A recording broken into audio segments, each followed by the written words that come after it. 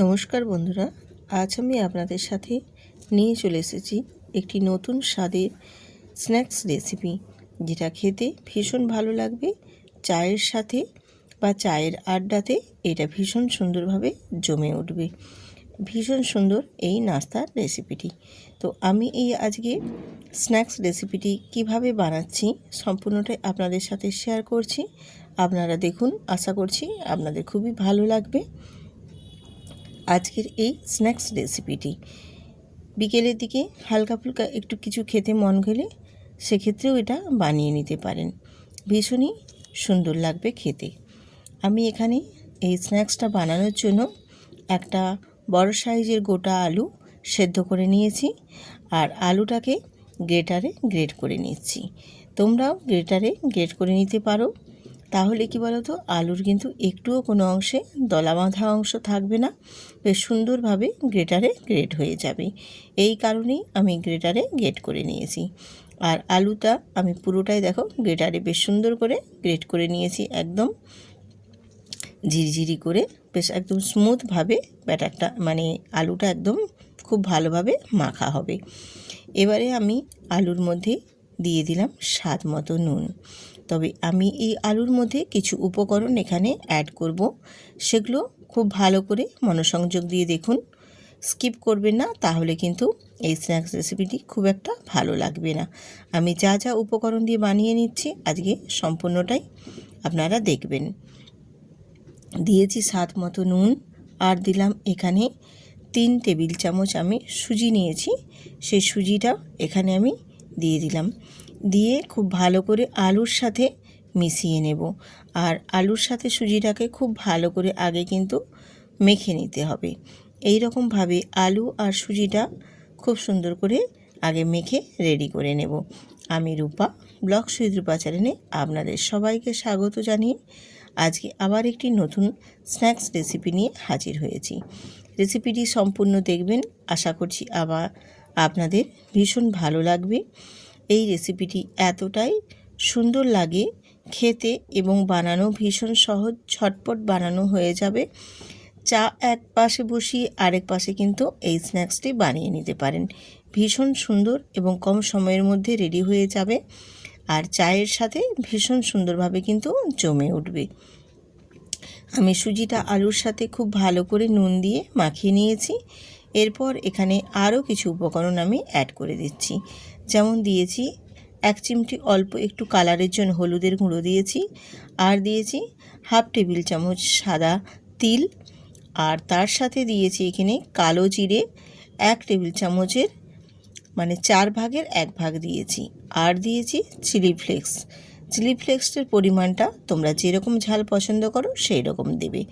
আর দিলাম আমি এখানে 1/4 টেবিল চামচ গোলমরিচের গুঁড়ো দিয়েছি, আর দেব এখানে ফ্রেশ কারি পাতা, আর কারি পাতাটা আমি কুচো করে নিয়েছি।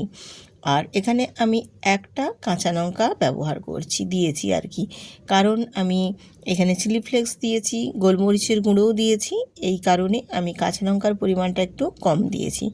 তোমরা যদি বেশি ঝাল পছন্দ করো সেক্ষেত্রে বাড়িয়ে নিতে পারো। আর এখানে একটা মিডিয়াম সাইজের পেঁয়াজ ছোট্ট ছোট্ট করে কিউব করে কেটে নিয়েছি, সেই পেঁয়াজটাও এখানে দিয়ে দিলাম। দিয়ে সব কিছুটাকে খুব ভালো করে আমি সুজি আর আলুর যে মিশ্রণটা রেডি করেছিলাম ওর মধ্যে দিয়ে সব কিছুটাই খুব ভালো করে মেখে নেব। বেশ সুন্দর করে কিন্তু মেখে নিতে হবে। এই মাখাটা যত খুব ভালোভাবে হবে এই রেসিপিটি খেতে তত সুন্দর লাগবে। সব কিছুটাই একদম পারফেক্টভাবে যেন আলু আর সুজির সাথে মিশে গিয়ে মাখানোটা একদম পারফেক্টভাবে রেডি হয়ে যায়। তো আমি যেরকম হাতে ডলে ডলে মেখে নিচ্ছি এই রকমভাবেই মেখে নেবে, তাহলে কিন্তু মাখাটা বেশ সুন্দরভাবে রেডি হয়ে যাবে।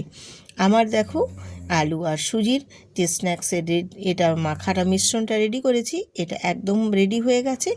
এবারে আমি হাতের মধ্যে একটু অল্প সাদা তেল লাগিয়ে নিয়েছি, যাতে করে আমার স্ন্যাক্সগুলো রেডি করতে সুবিধে হয়।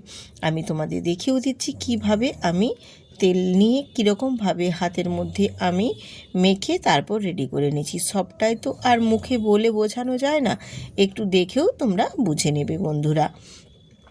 আমি এই রকমভাবে হাতে একটু চেপে চেপে দিয়ে তারপর একটা আঙুল দিয়ে গোল করে নিয়েছি। ঠিক এই রকমভাবেই আমি প্রতিটাই কিন্তু স্ন্যাক্স বানিয়ে নেব। আর এই স্ন্যাক্সটা আলুর সাথে সুজিটা দিয়েছি মানে খুব সুন্দরভাবে মুচমুচে এত সুন্দর একটা স্ন্যাক্স রেসিপি তৈরি হবে, খেতে ভীষণ ভালো লাগবে। এইগুলোকে যখন আমি সমস্তগুলো রেডি করে নেব, তারপর রেডি করে নেওয়ার পর এগুলো দেখতেও ভীষণ সুন্দর লাগবে। আর এগুলোকে যখন তেলের মধ্যে ফ্রাই করে নেব তখন আরোই কিন্তু সুন্দর লাগবে।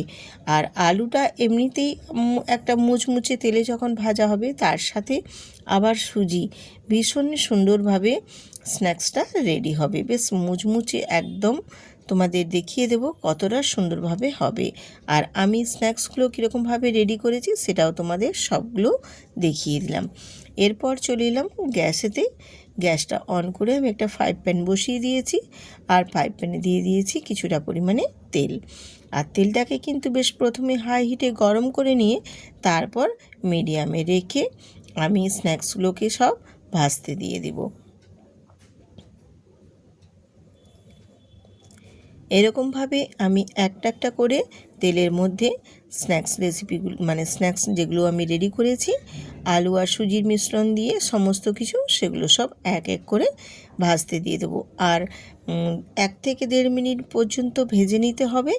তারপর ভেজে নেওয়ার পর আস্তে আস্তে করে একটু উল্টে নিতে হবে, তার কারণ না হলে কিন্তু ভেঙে যাবে বা একটার গায়ে আরেকটা জড়িয়েও যাবে। এই কারণে 1 থেকে 1.5 মিনিট বা অথবা 2 মিনিটও যদি সময় লাগে নিয়ে ভেজে নেবে। আর এই ভেজে নেওয়ার সময় কিন্তু গ্যাসের ফ্লেমটা একেবারেই মিডিয়ামে রাখতে হবে বা লোতে রাখতে হবে, রেখে আস্তে আস্তে করে ভেজে নিতে হবে। তাহলে ভাজাটা বেশ সুন্দরভাবে ভেতর পর্যন্ত হবে আর খুব মুচমুচে ক্রিস্পি হবে। এরকমভাবে আমি দেখো 1 থেকে 1.5 মিনিট ভেজে নেওয়ার পর তারপর আস্তে আস্তে করে একটা পাশ ভেজে নেওয়ার পর অপর পাশটা যাতে ভাজা হয়ে যায় সেই জন্য আমি সবগুলো উল্টে দিয়েছি। আর উল্টে দেওয়ার পর দেখো, দেখেই বোঝা যাচ্ছে একটা পাশ কিন্তু বেশ হালকা হয়ে ভাজা হয়ে রেডি হয়ে গেছে। এই রকমভাবে আমি আবারও অপর পাশটা ঠিক এই রকমই 1.5 থেকে 2 মিনিট সময় নিয়ে ভেজে নেব। ভেজে নিলে কি বলুন তো, তাহলে ভেতর পর্যন্ত এত সুন্দরভাবে ভাজা হবে যে প্রতিটা স্ন্যাক্সই একদম মুচমুচে ক্রিস্পি হবে, খেতেও ভীষণ ভালো লাগবে।